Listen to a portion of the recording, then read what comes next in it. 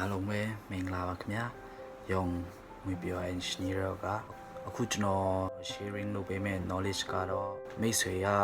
ထိုင်ဝမ်ကိုအလေလာတာဖြစ်ထိုင်ဝမ်ကိုအခုမှကျောင်းလာတက်မှာဖြစ်မိတ်ဆွေတို့အသုံးဝင်မဲ့ tip လေးတစ်ခုပဲဖြစ်ပါတယ်မိတ်ဆွေထိုင်ဝမ်ရောက်ရင်စပိန်ဘယ်လိုစီးရမလဲဆိုတော့ကျွန်တော်ချက်ရှင်းပြပေးမှာဖြစ်ပါတယ်မိတ်ဆွေပထမဆုံးထိုင်ဝမ်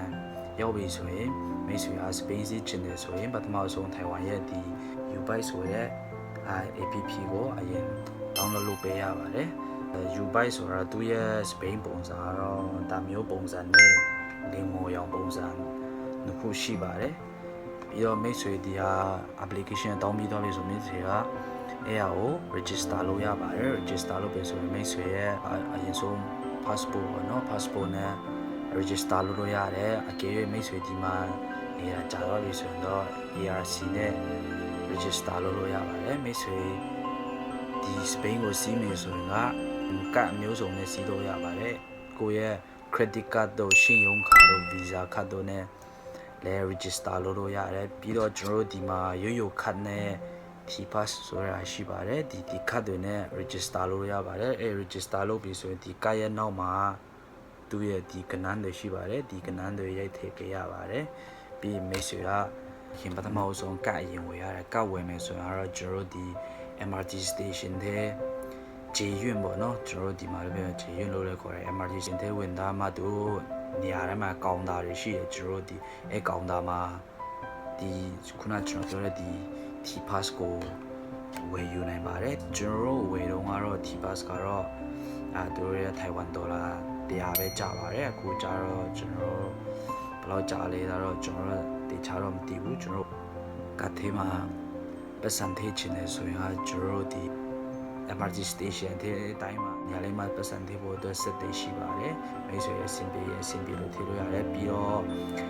chart family mark ရှိမယ် 7-Eleven ရှိမယ်ပြီးရင်တခြား convenience store တွေအကုန်လုံးမှာထည့်လို့ရပါတယ်ဒီ time pay မှာ free စီးချင်တော့ time pay တွင်းမှာပဲ free စီးလို့ရတာတော့1200ထည့်ချင်လို့ဆိုရင်အေးကောင်းတာပါပဲထည့်လို့ရပါတယ်ပြီးတော့စပိန်ကိုစစီးလို့ရပါတယ်စပိန်စီးမယ်ဆိုရင်မိတ်ဆွေကဒီထိုင်ဝမ်မှာဒီ U-Bike အများပိုင်းဒီစပိန်ပေါ့နော်စပိန်အများပိုင်းကတော့ကျွန်တော်တို့ဒီ MRT station ရှိမယ်ပြီးရင် park ရှိမယ်အမျိုးအချက်ချာကြားတဲ့နေရာတွေရဲ့အရှိမှာအမျိုးနေရာတွေရဲ့လမ်းဘေးမှာအမျိုးမှာစပိန်ကပို့ပြီးမှရှိပါတယ်ပြီးတော့မိတ်ဆွေကစပိန်စာစီးမယ်ဆိုရင်စပိန်ရှိတဲ့နေရာကိုအရင်တွားပြီးမှစီးချင်တဲ့စပိန်ကိုအရင်ယူမှ power on off ကိုအရင်နှိပ်ပြီးမှအဲ့ချိန်မှာကျွန်တော်တို့ tap your card ဆိုတာပေါ်လာပါတယ်ကိုယ့်ရဲ့ကလေးအိမ်မှာတစ်ချက် tap လုပ်ပြီးမှစက္ကန့်လောက်စောင့်ပြီးဆိုရင်မိမိစပိန်ကိုစီးလို့ရပါပြီပြီးတော့မိတ်ဆွေကလမ်းကဘယ်လိုတွားရမလဲဆိုတာအကယ်၍မသိခဲ့ဘူးဆိုရင်လည်းတို့ဒီလမ်းမှာစပိန်စီးလို့ရတဲ့ line ပေါ့နော်သူတို့ဒီ line ကိုတင်ချလေးသူတို့ပုံနဲ့တကွာပြပေးထားပါတယ်ဆိုတော့မိတ်ဆွေ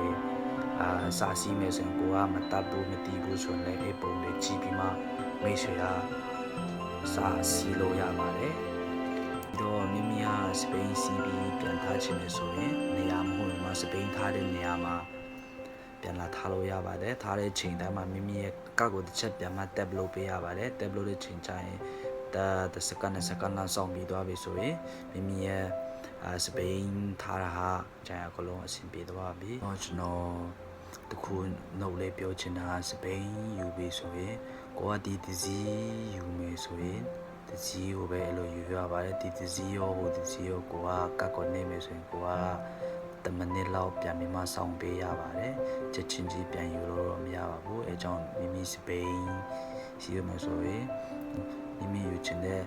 စပိန်ကိုပဲ one play touch နေပြီးမှ use ချင်ပါတယ်မိတ်ဆွေစပိန်စာစီးမယ်ဆိုတော့ကျွန်တော်ခုနပြောလို့ register လုပ်မယ်စီးမယ်ဆိုတော့မိတ်ဆွေရစင်ပေးမယ်လို့ကျွန်တော်မျှော်လင့်ပါတယ်ဒီစိတ်ဒီရှိလို့ပါကကျွန်တော်ကိုချက်ပေါက်မှာလည်းမေးမြန်းလို့ရပါတယ် comment မှာလည်းမေးမြန်းလို့ရပါတယ်ကျွန်တော်ဒီလောက်တတလောက်တော့မိတ်ဆွေကိုကျွန်တော်ရှင်းပြပေးပါမယ်ပြီးတော့ဒီ U-Bike ကိုဘယ်လိုစီးရမလဲဆိုတော့ဒီတဲ့လူတွေကလည်းမိတ်ဆွေတို့ တီးပြီးသားဆိုလည်းမိတ်ဆွေကြိုသွားပေးခဲ့လို့ရပါတယ်မတီးသေးလို့ဆိုလည်းတခြားတငယ်ချင်းတွေအတွက် share ပေးဖို့ကျွန်တော်တောင်းဆိုပါတယ်အားလုံးကိုကျေးဇူးတင်ပါတယ်အားလုံးပဲအစင်ပေးကြမယ်လို့မျှော်လင့်ပါတယ်နောက်ဗီဒီယိုမှာကျွန်တော်တို့ပြန်တွေ့ပါမယ် bye bye